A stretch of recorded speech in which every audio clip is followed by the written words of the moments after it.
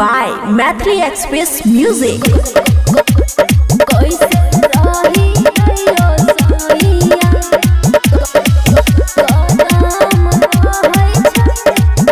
खुशी recording studio बलुआहा।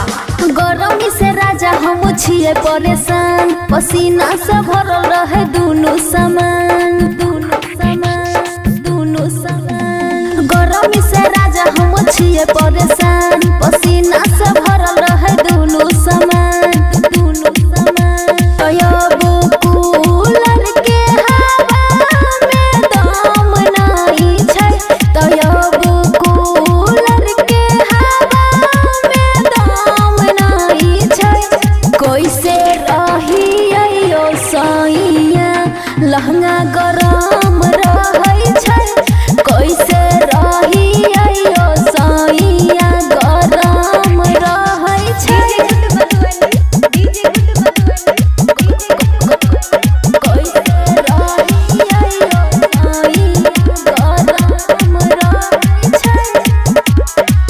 कोनो सुझे नहीं उपाय, कमर बहुते दुखाई, लस लस करे जवानवा, याद तोहर जब आई। कोनो सुझे नहीं उपाय, कमर बहुते दुखाई, लस लस करे जवानवा, याद तोहर जब आई। तोरा हो मोहरा पतनियो ध्यान नहीं छ, तोरा हो मोहरा पतनियो ध्यान नहीं छ।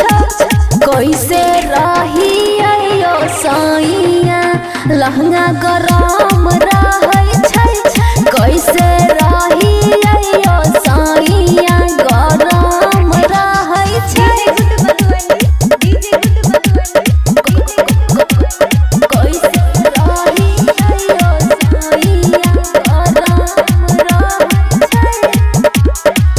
राइटर सुमित साजन करे छिया निहोरा, दीपाल के दुखवा समझ तू थोड़ा। राइटर सुमित साजन करे छिया निहोरा, दीपाल के दुखवा समझ तू थोड़ा।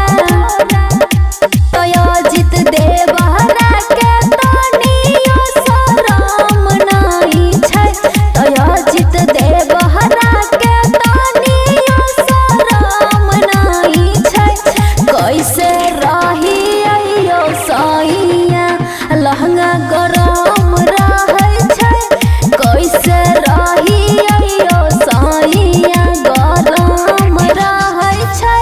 खुशी रिकॉर्डिंग स्टूडियो बलुआहा।